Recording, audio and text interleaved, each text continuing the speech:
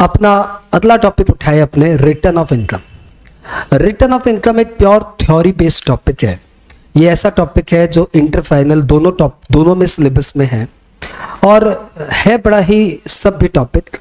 Literally ये assessment का part है, असेसमेंट का पार्ट है। तो रिटर्न एंड असेसमेंट को एक साथ रखे तो ज्यादा अच्छा टॉपिक है, लेकिन यहां पे अभी मैं सिर्फ रिटर्न ऑफ इनकम की बात कर रहा हूं। Return of income section 139 subsection 1 से लेके सेक्शन 140 तक फैला हुआ है, यानी दो सेक्शन है, 139 140। सेक्शन 139 सबसेक्शन 1 बोल रहा है कि इन लोगों को रिटर्न भरना जरूरी है। एग्जाम में यदि एक कंपल्सरी फाइलिंग ऑफ रिटर्न पूछे तो यह आंसर है।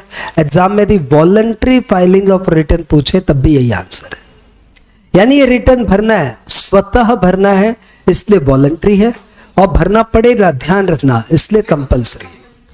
तो फाइलिंग ऑफ रिटर्न में हमारा लॉ बोलता है कि as per section 139(1) every company, every partnership firm and every LLP irrespective of income और लॉस, इन्हें तो रिटर्न भरना है।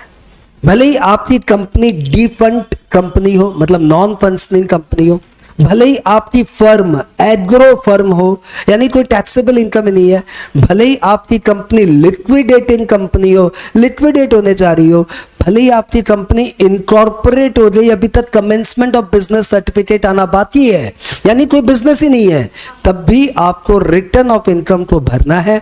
जैसे कंपनी एग्जिस्टेंस में आई, जैसे फर्म LLP एग्जिस्टेंस में आया, रिटर्न भरना मैंडेटरी है। ये कहानी हुई किसकी? कंपनी की, फर्म की, LLP की। अब कहानी सुनते हैं 5 भाइयों की। 5 भाई कौन? Individual, HUF, AOP, BOI, artificial juridical person. इनको 5 भाई क्यों कहते हैं? क्योंकि ये सब स्लैब रेट से टैक्स होते हैं। अब ये 5 भाई को रिटर्न ऑफ इनकम तभी भरना है जब इनकी ग्रॉस टोटल इनकम, कौन सी income? Gross total income excluding deduction under section 54, 54B, 54D, 54EC, 54EE, 54F, 54G, 54GA, 54GB। ये कैपिटल गेन के जो वो डिडक्शंस आपने पढ़े थे ना, उन डिडक्शंस को छोड़ के, उन डिडक्शंस को विदाउट कंसिडर किए, वो डिडक्शंस बिना दिए, यदि उनकी gross total income exempted ceiling से ज्यादा हो गई, 2.5 लाख से ज्यादा, सीनियर सिटीजन में 3 लाख से ज्यादा, वेरी सीनियर सिटीजन में 5 लाख से ज्यादा हो गई, तो उनके लिए रिटर्न भरना मैंडेटरी है। इसके अलावा लॉ ने कुछ और क्राइटेरिया डाला जिसके कारण रिटर्न भरना मैंडेटरी है। आपने जब मेरी रिटर्न फाइलिंग ऑफ इनकम की वो क्लास की थी जिसमें हम लोग पोर्टल दिखा रहे थे, तो आपने देखा कि जैसे हम लोग रिटर्न फाइलिंग पूछते हैं तो पूछता है रिटर्न क्यों भर रहा है, इनकम एग्जम्प्टेड सीलिंग से ज्यादा है या फिर ये रीजन है? और वो रीजन क्या है? नंबर 1, आपकी इलेक्ट्रिसिटी का एनुअल बिल 1 लाख से ज्यादा है। आपने किसी की अपनी या किसी की फॉरेन टूर स्पॉन्सर की है और खर्च 2 लाख से ज्यादा है, और या फिर आपका कैश ट्रांजैक्शन 1 करोड़ से ज्यादा है, यानी आपने 1 करोड़ से ज्यादा प्रीवियस ईयर में कैश का ड्रॉइंग विड्रॉवल किया है। एवरी पर्सन, पॉइंट नंबर 7 पढ़िए, every person who has made deposit in 1 or more current account maintained by him exceeding 1 CR during the previous year need to file return of income। तो यदि आप किसी एक account में या aggregate of account in 1 bank में 1 करोड़ से ज्यादा था, क्या कर दिए? कैश डिपॉजिट कर दिए, तो आपको रिटर्न ऑफ इनकम भरना पड़ेगा। अब रिटर्न भरने की ड्यू डेट क्या है? तो भैया यदि आपकी टैक्स ऑडिट कंपलसरी है तो आपको रिटर्न भरना है 31 अक्टूबर ऑफ असेसमेंट ईयर। यदि आपका टैक्स ऑडिट कंपलसरी नहीं है तो आपके रिटर्न की फाइलिंग ड्यू डेट होगी 31 जुलाई ऑफ असेसमेंट ईयर। ये ब्रॉड याद रखना, 31 October of assessment year, 31 July of assessment year.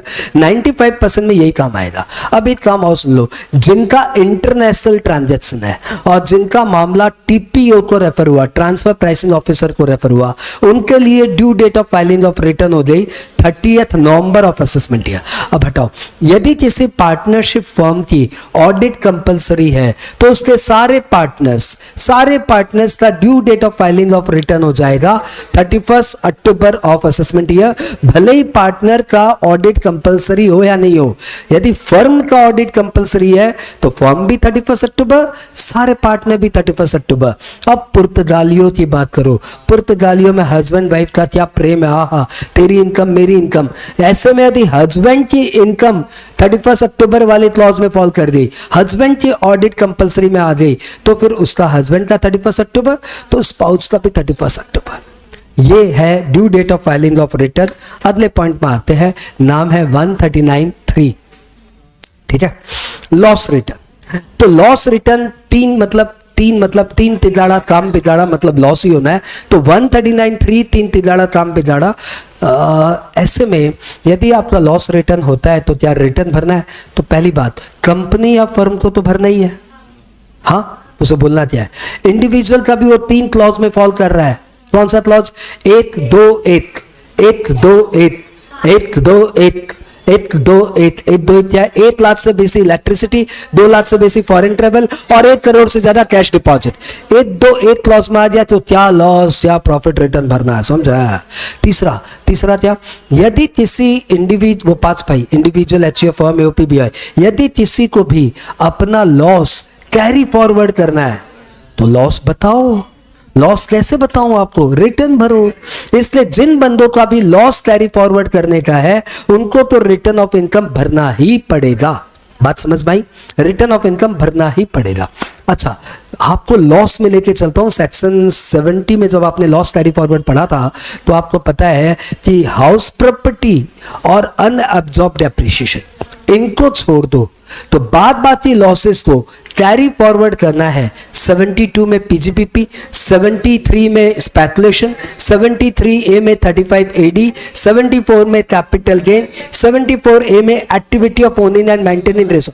ये लॉसेस यदि आपको कैरी फॉरवर्ड करने हैं तो सब के सब में एक बात कॉमन है, return must be timely filed. यदि आपने लॉस रिटर्न लेट भरा तो फिर लॉस कैरी फॉरवर्ड नहीं होंगे, तो पर्पस ही हो जाएगा। इसलिए loss return must be timely return, यानी loss return can not be belated return. लेकिन हाउस प्रॉपर्टी लॉस और अनअब्जॉर्ब्ड डेप्रिसिएशन बिलेटेड रिटर्न होने के बावजूद भी कैरी फॉरवर्ड हो जाते हैं। आगे बात करें कौन सा? Belated return. सेक्शन 139(4). सेक्शन 139(4) बोल रहा है कि रिटर्न भरने की जो ड्यू डेट है ना, कौन सी? 31 जुलाई, 31 अक्टूबर, 30 नवंबर। इस टाइम लिमिट के अंदर यदि आप रिटर्न नहीं भर पाए तो कोई बात नहीं, आप बाद में भी भर सकते हो। बाद में कब तक भर सकते हैं? तो बिलेटेड रिटर्न आप भर सकते हो within the due date of by completion of assessment, before completion of assessment or before 31st December of assessment year. 31st December of assessment year और before completion of assessment whichever is earlier। इस time limit के अंदर आप belated return भर सकते हो, बिंदास भर सकते हो। मतलब आपकी ऑडिट की, आपकी रिटर्न की ड्यू डेट थी 31 जुलाई, देरी हो गई तो कोई बात नहीं, 31 दिसंबर तक रिटर्न भर सकते हो। लेकिन ध्यान रखना, बिलेटेड रिटर्न भरने के अपने कंसीक्वेंसेज है। क्या कंसीक्वेंसेज है? नंबर 1, आपको 234A में, सेक्शन 234A में @1% पर month on tax payable interest देना पड़ेगा। पहली बात, आपको एक लेट फीस देनी पड़ेगी 1000 रुपए या 5000 रुपए, ऐसा कुछ है। जिनकी इनकम 5 लाख तक है, नजर आ रहा है क्या इसमें? हाँ, देखो 1000। जिनकी इनकम 5 लाख तक है उनके लिए लेट फीस है 1000, और जिनकी इनकम 5 लाख से ज्यादा है उनकी लेट फीस है 5000। मोटा मोटी 5000 ही समझो। हाँ, तो इतनी आपको पता लग जाएगी लेट फीस। और इसके अलावा 234A तो बोल दिया ना, 1% पर month on tax payable. Late fees तो बोल ही दिया बिलेटेड रिटर्न के। उसके अलावा डिडक्शन चैप्टर में आपने बहुत सारे सेक्शंस ऐसे पढ़े हैं, 80JJAA, 80QQB, 80RRB। चैप्टर 6 से के पार्ट सी के जितने डिडक्शंस है उन सब में कंडीशन है return must be timely filed. Return late भरने पे वो चैप्टर 6 से के पार्ट सी के डिडक्शंस आपको नहीं मिलते। तो रिटर्न टाइमली भरना जरूरी है, नहीं तो कंसीक्वेंसेज है। ठीक है। और लॉसेस कैरी फॉरवर्ड नहीं होते, वो एक अलग कंसीक्वेंस है। बिलेटेड रिटर्न के बाद हम लोग आ जाते हैं 139(5) रिवाइज रिटर्न। तो यदि आपके रिटर्न में कोई बोनाफाइड एरर है, जेन्युइन एरर है, जानबूझते नहीं बल्कि एरर रह गई, तो लॉ बोलता है कोई बात नहीं, आप अपने रिटर्न को रिवाइज कर लो। रिवाइज रिटर्न भरने की टाइम लिमिट है 31 दिसंबर ऑफ असेसमेंट ईयर और before completion of assessment whichever is earlier. लेकिन बिलेटेड रिटर्न रिवाइज हो सकता है क्या? Answer is yes. Loss return revise हो सकता है? यस। रिवाइज रिटर्न रिवाइज हो सकता है? यस। तो loss return, belated return, revise return सब रिवाइज हो सकता है प्रोवाइडेड बोनाफाइड एरर हो। बात क्लियर? रिटर्न की रिवाइज रिटर्न भरने की टाइम लिमिट क्लियर? क्लियर। अब रिवाइज रिटर्न भरने के लिए आपको किसी की परमिशन नहीं लेनी, न ही आपको कोई फीस एक्सेट्रा देना है, बस आप अपना 139(5) क्लिक किए और फिर से रिटर्न भर दीजिए। बट एक बात ध्यान रखना, as soon as you file the revise return your original return shall be annulled. जैसे ही आपने अपना रिवाइज रिटर्न भरा, आपका ओरिजिनल रिटर्न कैंसिल हो जाएगा। आप पार्टली रिवाइज रिटर्न नहीं भर सकते। सबाई ठीक আছে শুধু हाउस प्रॉपर्टी दे भूल तो हाउस प्रॉपर्टी आवर भरे दीची ना, ऐसा नहीं होगा। एक बार आपके रिटर्न में मिस्टेक हो गई तो फिर आपको पूरा रिटर्न फिर से भरना पड़ेगा। 139(5) के बाद आ जाए 139(9) डिफेक्टिव रिटर्न। 139(9) डिफेक्टिव रिटर्न जो कि बोलता है कि यदि आपके रिटर्न में इनमें से कोई एरर रह गई तो असेसिंग ऑफिसर उसको कंसिडर करेगा एज डिफेक्टिव रिटर्न और फिर असेसिंग ऑफिसर आपको इंटीमेट करेगा कि हे बंधु, तुम्हारे रिटर्न में ये मिस्टेक है, इसको 15 दिन, 20 दिन, 25 दिन, जितनी टाइम लिमिट एओ दे उतनी टाइम लिमिट के अंदर डिफेक्ट को रेक्टिफाई करो। एओ आपको कम से कम 15 दिन की टाइम तो दे रही, उतनी टाइम लिमिट के अंदर आपने यदि अपना डिफेक्ट रेक्टिफाई कर दिया तो all good, all is well. लेकिन यदि उतने टाइम लिमिट के अंदर आपने डिफेक्ट रेक्टिफाई नहीं किया तो this will be treated as if no return filed, as if आपने रिटर्न भरा ही नहीं। वो कौन कौन सी एरर है जिसके कारण असेसिंग ऑफिसर बोल सकता है कि आपके रिटर्न डिफेक्टिव है? तो इनमें से कोई भी एरर, आपने रिटर्न के रोज एंड कॉलम्स प्रॉपर्ली फिलअप नहीं किए, आपने रिटर्न के साथ कंप्यूटेशन अटैच नहीं किया, आपने रिटर्न के साथ audit report, cost audit report if required attach नहीं की, यदि आपने डेटा स्टेटस अकाउंट्स अटैच नहीं किए, पार्टनर्स कैपिटल अकाउंट अटैच नहीं किए, बैलेंस शीट पीएल अटैच नहीं किए, असल इनमें से ज्यादातर की रिक्वायरमेंट ही नहीं है, तो भी क्या हुआ, यदि ये सब नहीं किया तो हो सकता है वो बोल दे आपका रिटर्न डिफेक्टिव है, आपको इंटीमेट करेगा, आपको टाइम देगा, उतने टाइम लिमिट के अंदर आप वो चीज भर देना, आपका रिटर्न ओके हो जाएगा। यदि आपने रिटर्न के साथ टैक्स अटैच नहीं किया, क्या अटैच नहीं किया, तो फिर वो लॉ बोलेगा कि भैया ये डिफेक्टिव रिटर्न नहीं चलेगा, टैक्स अटैच नहीं किया तो। लेकिन यदि आपने रिटर्न को साइन नहीं किया तो फिर लॉ बोलेगा ये तो रिटर्न है ही नहीं, this is not a defective return, it is invalid return. ये बात पढ़ते हैं, if SSC has filed return but having any of the following defect then AO shall intimate SSC regarding the nature of defect and allot him a time minimum 15 days to rectify the defect. ROI filed in wrong form, rows and columns not properly filled up, balance sheet PL not attached, audit report, cost audit report not attached, TDS TCS not attached, वो 54G में जो CGDA का आपने statement attach नहीं किया। If SSC does not rectify the defect within the time allotted, then his return shall be invalid. An unsigned return is invalid. A return without proof payment of tax is a valid return. अब आते हैं सबसे खास, अच्छा एक चीज बीच में बता देता हूं, साइनिंग ऑफ रिटर्न। रिटर्न कौन वेरीफाई करेगा? Section 140 verification of return. तो वेरिफिकेशन ऑफ रिटर्न इंडिविजुअल के केस में वो खुद, बट यदि इंडिविजुअल ल्यूनाटिक है, इडियट है, आउट ऑफ इंडिया, वो रिटर्न साइन नहीं कर पा रहा है तो उसका कोई भी valid power of attorney. Company के केस में मैनेजिंग डायरेक्टर, यदि मैनेजिंग डायरेक्टर नहीं कर पा रहा है किसी भी कारण से तो कोई भी दूसरा डायरेक्टर, कंपनी सेक्रेटरी नहीं, डायरेक्टर। नेक्स्ट एलएलपी के केस में डेजिग्नेटेड पार्टनर, डेजिग्नेटेड पार्टनर किसी कारण से नहीं कर पा रहा है तो कोई भी अडल्ट पार्टनर, और एलएलपी बोला क्या, एलएलपी बोला तो कोई भी पार्टनर। और पार्टनरशिप फॉर्म के केस में मैनेजिंग पार्टनर, मैनेजिंग पार्टनर नहीं कर पा रहा है तो कोई भी अडल्ट पार्टनर। एचयूएफ के केस में करता नहीं कर पा रहा है तो कोई भी अडल्ट मेंबर। ट्रस्ट के केस में, पॉलिटिकल पार्टी के केस में chief executive officer will verify the return, will verify the return. अब अपने आ गया अगले सेक्शन में 139(8)A updated return. Updated return नया कॉन्सेप्ट आया है, इसी असेसमेंट ईयर 23-24 में आया है, जिसमें बोला गया है कि यदि एसएससी का पिछले 2 साल में टैक्स थोड़ा कम दिखाना हो गया, टैक्स थोड़ा कम दिखाना हो गया और अभी तक उसके अगेंस्ट में प्रोसीडिंग शुरू नहीं हुई है, एक बार प्रोसीडिंग शुरू हो गई तो अब क्या करोगे?